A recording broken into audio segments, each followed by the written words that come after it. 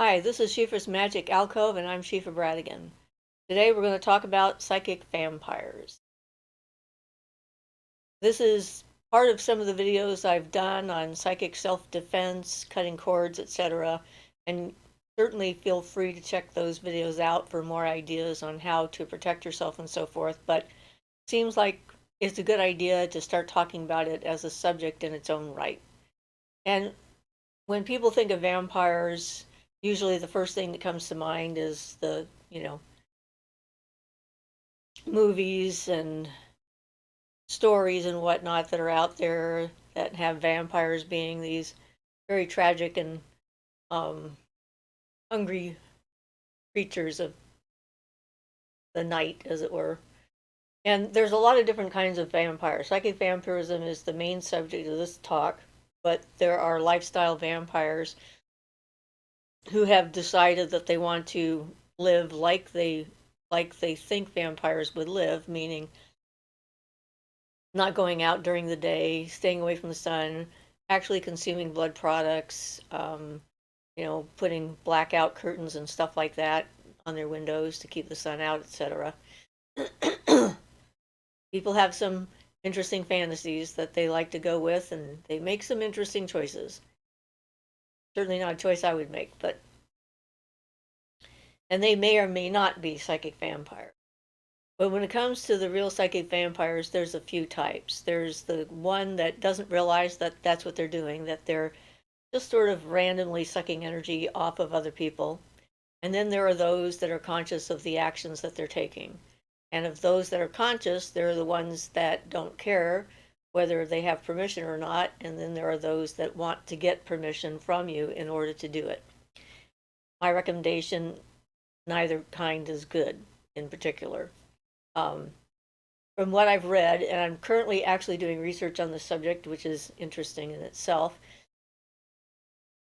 the thing about the conscious psychic vampires is they really don't think they're doing anything wrong, that this is the only way that they can survive.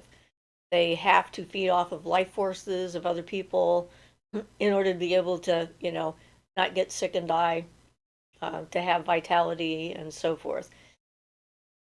So you have to decide what is and is not okay for you. They're not going to set a boundary. You have to set the boundary.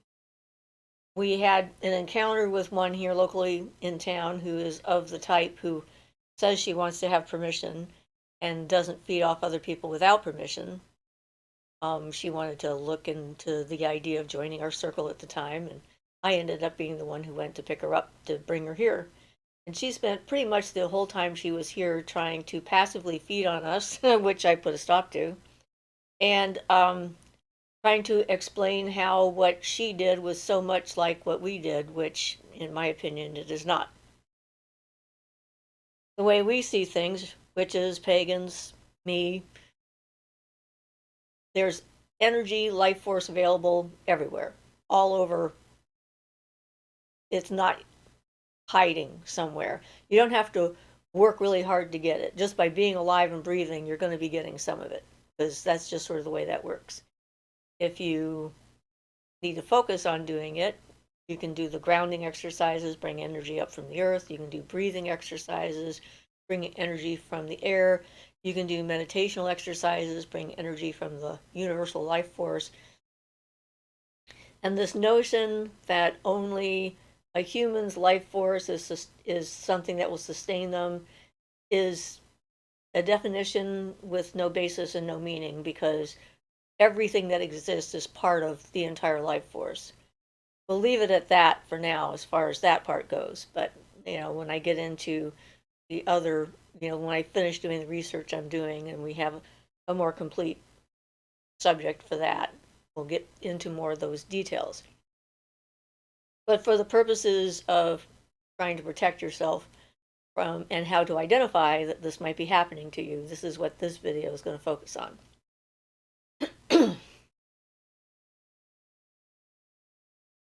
So first, there's the passive feeders. They sort of casually make contact with you. They send out little feelers, energetic feelers or cords, in order to draw your energy. Sometimes they like to take it from large groups of people, so you're going to find them in nightclubs, dance halls, concert events, and so forth. Those that are conscious of what they're doing, who don't want to get caught in doing what they're doing, and they want to just feed off of, small amounts of energy from a large group of people and so forth. And they figure that way they're not taking too much from any one person. In general, if that's what they're actually doing, you're probably not going to notice that, and it's not going to be an issue for you because it's just sort of the energy that's there, and it kind of becomes the background noise. And it's not going to adversely affect your health. But then there are the ones that want to have a much closer and more intimate relationship with you. And one of the ways to identify that you're a victim of a psychic vampire is when you're around a certain person. Whenever you're around them for a period of time, when they leave, you feel better and exhausted at the same time. Because if they're actually trying to drain your life force from you, you are going to feel tired and exhausted. This can also happen when you're an empath because of trying to block all their feelings or all the energy and so forth. But, it's a little bit different when it comes to just the straight psychic vampire. In any event, neither case is going to be good for you and for your long-term health, and hopefully you know, your goals of being in charge of your own energy and deciding who gets to see and have what. So this kind of psychic vampire, in order to feed off of you when they're not around, they will give you gifts. So they can give you crystals or something that you really like a lot, and then figure out what it is you like and gift that to you.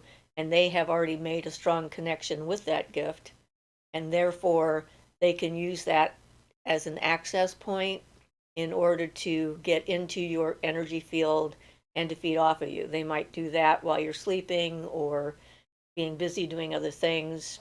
I don't know, since I'm not one myself, but that would be how that works. And I had my friend when I was younger, Yvonne. She had a relationship with a woman who was clearly a psychic vampire and had gotten her under her sway, her and her sister.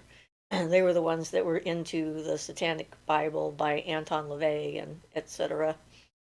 And she had given her a lot of things. And really, this works not just for psychic vampires, but for any relationship where you're trying to eliminate the psychic connections and cords between you and someone else. You've decided that you don't want to have that connection through the ether anymore. If that's what you suspect, you need to get rid of everything that they've given you. That would be step number one. And that's what we did in Yvonne's case. We got rid of everything that she had given her, and there was the one thing that was left was a picture that the woman had drawn of supposedly Lilith, and we burnt that because it was like by her own hand, had a lot of her energy in it. And so felt that that connection was too strong to just throw it in the garbage. We wanted to eliminate it completely, so we consumed it with the fire element. That led to other interesting experiences in that. So setting up, doing the grounding exercises and the shielding exercises are going to help you avoid that kind of stuff and find out whether you have anything like that happening to you. As you do shielding on yourself and you're cleansing your own energy field and so forth, any cords that they have sent out to you will become evident, and you can then eliminate and cut those cords. You can watch the video that's on cord cutting, which we've done. And that talks about some of the different methods that you can use.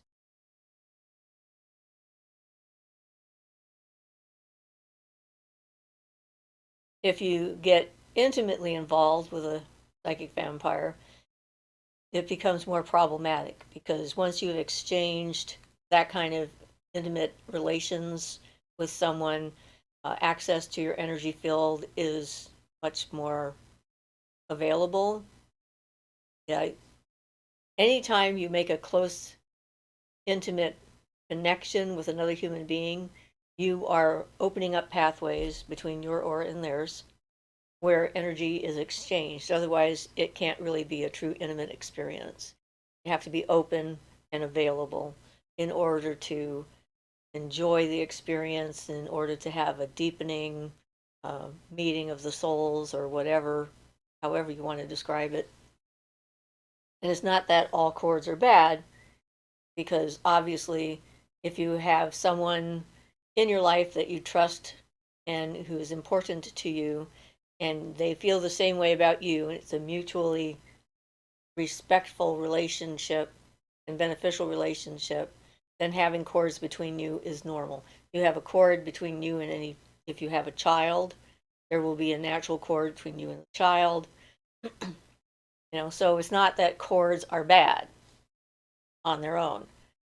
It's chords that are there without your permission and being used to drain your life force that are bad in that sense. So, some of the things you can do if you've gotten that involved with someone is sort of the same as if you were trying to break up with a normal person, but a little bit more involved because you've got to really do it energetically. Oftentimes, a regular person, you break up with them, they go off on their own. The cord just sort of link between you naturally begins to kind of thin and dissolve and dissipates on their own. It does nothing you necessarily have to do, unless you're in the case of someone who's a stalker, who's obsessed with you, and in that case they're trying to keep the cord alive and keep it connected to you and so forth, and they keep feeding it from their end. If both people are mutually okay, that's it, we're fine, we're just moving on and going on with our lives and entertaining other people, and we don't have any particular bad or good feelings for one another anymore, we're just sort of moving away from each other in the stream, then you don't have to worry about that. So it's not like every single relationship you've ever had is going to cause you problems. I don't want to give you that impression for sure. And like I said, not all chords are bad.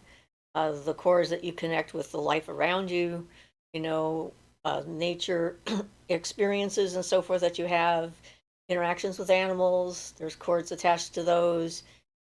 And that is how I think telepathy tends to work. And in families and with loved ones and so forth, that's how you sometimes know when something is wrong, because you can feel that shift in energy along those invisible filaments. And it just gives you this odd sensation where, and you think about them and they pop up in your head, and you want to check on them and make sure they're okay, that kind of thing. This is with good friends too, not just lovers or children. So, and you can develop chords with objects, obviously, inanimate objects and so forth, something that you're really attached to, your tools that you might have if you use tools in your magic and whatnot, and things that are important to you. That's another way a psychic vampire might try and maintain a connection, is by getting you to give them something in return for what they've given you. Sort of quid pro quo. That's a tongue twister, apparently. And so if you've given them something, even though you've gotten rid of the thing they gave you, you need to cut a cord between your energy and the thing that you gave them. So the cord cutting rituals, talking to the universe, using your athame or a wand or your will or whatever, a candle to burn the connection down, visualizing it going away, those kinds of magical operations will assist with that. And then not thinking about and then not contacting them, because that's the way cords work. You can get yourself clear and get all that out and so forth and eliminate it. But then if you instigate contact or accept contact again from that person, all of those cords are reactivated, and you're right back where you started from. Maybe worse off, because the second time it might be harder to get enough oomph in your brain to, like, get rid of this, whatever it is. So the reason we talk so much about boundaries and shielding is because these are the things that help you become an individual and develop your own ideas and determine your own path, which way you want to go, who you want to interact with, how you want to interact with them, and help you evolve into having a healthier relationship with the universe, a more conscious relationship with the life forces and energies and so forth that we exist amongst. And also, in interesting ways, helps to give us a better perspective on our part in all of this amazing reality that we find ourselves in. It gives you a solid foundation, I guess, from which to operate, even though everything around us is always changing. Like we've talked about, change is the only thing you can depend upon. If you can develop that solid relationship with your own core, then even if everything else around you is changing, and even if you are changing and adapting to everything around you, there is a part of you that is unchanging. That is the inner seed of who you are, that is looking out from the life that you're in and responding to it and integrating all of that information as you change and evolve and grow and become more of who you are. That's the point, is to become more of who you actually are, finding your own true will and your true sense of self and identity in an ever-changing, I don't know what to call it, morass of moving parts. So if it's a family member that is a psychic vampire, it's more complicated, for sure, even because of the fact that you might have those natural cords already, like between a mother and a child, for example, or between a parent and a child, because fathers also have cords with their children. And that makes it a more complex operation to not allow them access to your energy. And it can be difficult because we have all the social um, expectations, the social contract that we make, the idea that people throw at us constantly in movies and talk and so forth, that blood is thicker than water and you have to forgive your family for what they do because it's, your duty or what have you.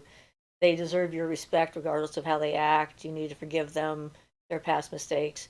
Whatever kind of negative self-talk, in my opinion, you have might be going on through your head is one of the things that can stop you from being able to make an energetic separation from a source of draining your life force energy.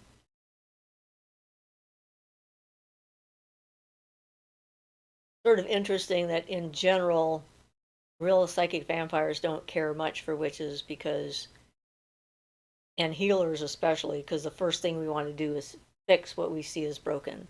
And they don't think that it's broken.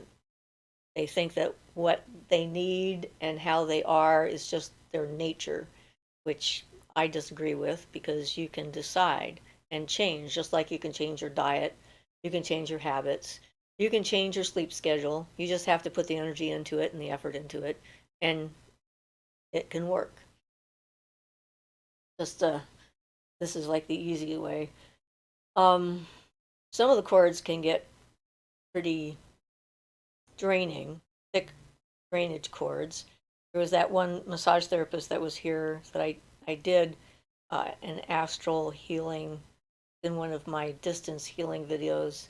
And I talked about what I saw with her. That was one of my first real, since Yvonne, interactions with what was clearly a psychic vampire, and a former friend of hers from high school had connected to her and several other people and was feeding off of their energy. And when I went there in the on the mental plane and I saw the giant cord and I saw her guardian angel hiding in the corner, I knew that there was something bad going on. And so I protected myself and I followed that cord back to its source and saw this woman who had about four of these coming out from her, going in different directions, feeding off of different people. And when I checked it on, I don't know what you call it, that level, on the plane, on the mental plane and astral plane, what I saw was that she had had a horrific childhood with a lot of abuse and had never developed the ability to just feed off of life, you know, to have the life sustaining relationship with life itself.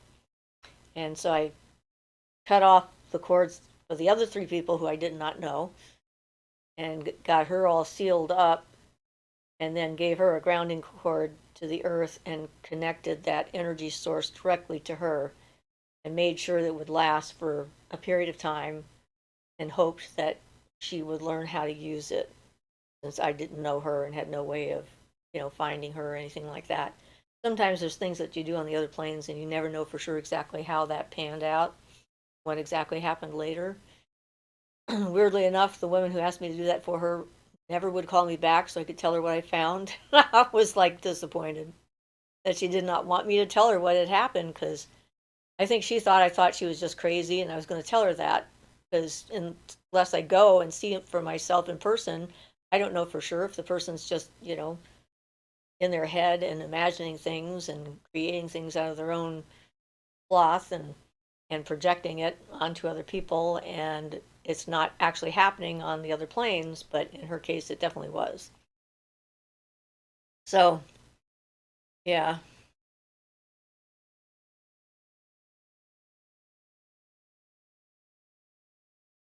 you certainly can encounter a psychic vampire on a casual basis, like going out shopping, going to the store. One of the reasons why I often wear protection when I go to a store, not just because I'm an empath, because that's part of it. I want to make sure that I don't have to feel everything everybody is feeling when I'm going grocery shopping, but also because I want to make sure that no external energy comes and feeds off of me that I haven't given permission to. Is again the reason for doing those exercises, the premeditation and the visualizing of the energetic boundary around you and the coming up with an image that works for you for repelling negative energy from other people or even contact from other people. It's like sliding it off of you unless you've invited it in. So being in charge of your own energy is paramount when it comes with dealing with this. And if what you're doing is trying to help someone else who's dealing with this, it can get complicated. I had one woman who had an unhealthy attraction to her former husband and felt that it was a bad thing and she wanted to not have these urges to get back together with him anymore and felt that he had a lot of cords attached to her and so forth. So I went to her house and I told her, I said, I can do this for you, but I can only do this for you once and it will give you a break. But if you then choose to reconnect, I can't help you again because it's like, you know, you've made your choice. You're going to have to do it yourself if you do it again. And it worked really well. She was felt completely different, very free. Lasted for a few months, apparently. And then she decided to get a hold of him again, and the whole thing started over. And I was like, oh, well, I can only help so much. Nothing I can do. So she was on her own. Whatever path she wanted to take was hers to take. So even if you're a very accomplished witch, um, there's still only so much you can do. You can't make people have a brain and do the right thing. They have to decide that they want a brain and do the work, do the right thing. So then they can claim it and it becomes their own. One of the reasons why I don't do spell work for other people. Like I've done it in the past, and it's like it sets up so many potential negative feedback things coming at you later down the road. For one, if you did it for them, then they can become, and it works, then they become afraid of you, that you're a lot more powerful than they thought. And if you did something good for them, doesn't that mean you could also do something not good to them? And it brings up all that kind of stuff. And then if it doesn't work, they're not really responsible for the outcome because you did it. Therefore, they're not learning a lesson from it, but they're going to blame you for failing, which is, sucks and unfair.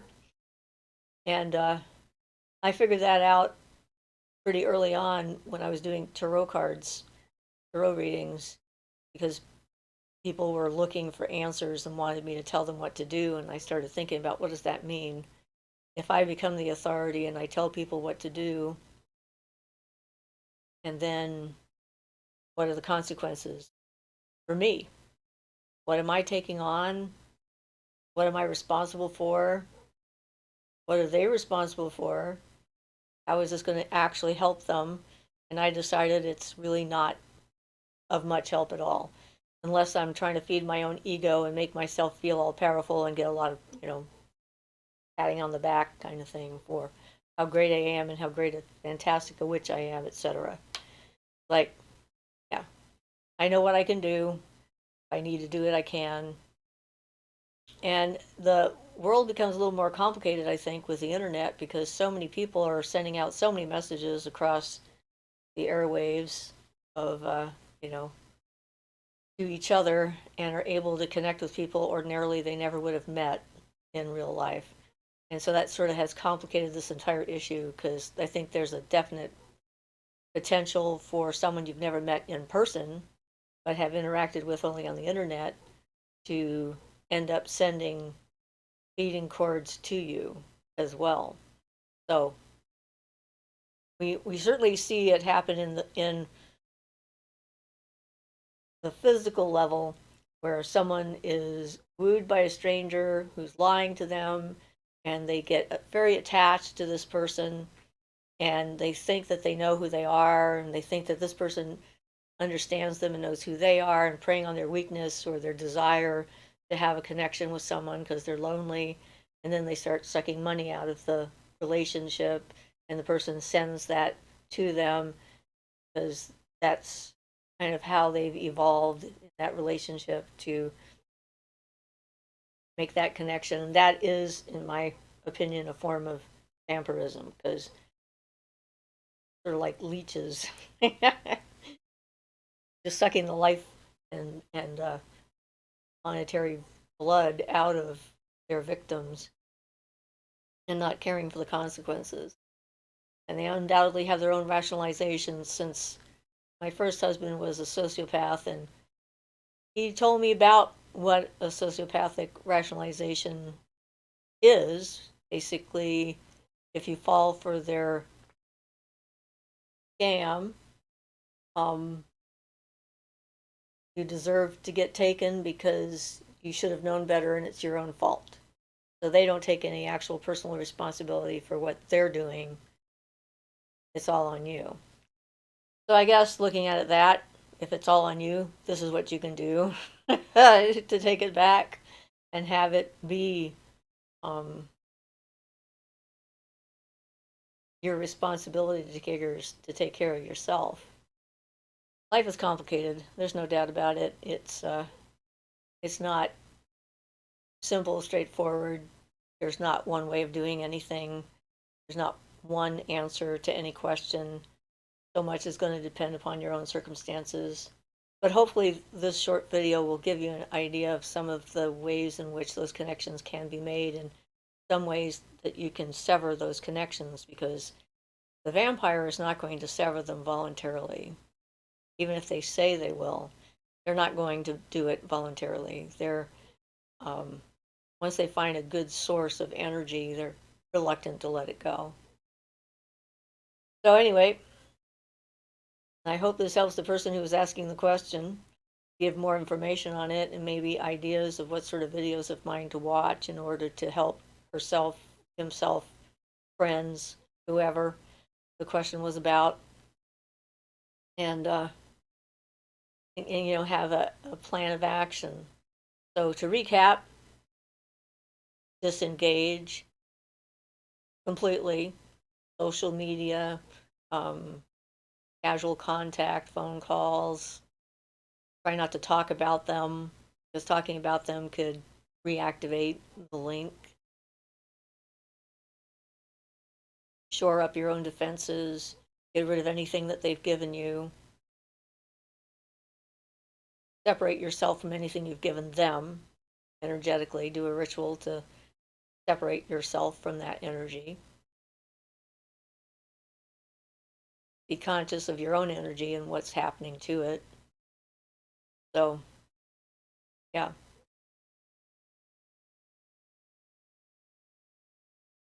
And take responsibility for being your own person. And try not to feel too bad about it because they're sneaky. They don't, beat yourself up over the head that you got taken yet again because some of these people are really good at manipulation. And there's lots of forms of manipulation. Social contract is one of the biggest things that they use.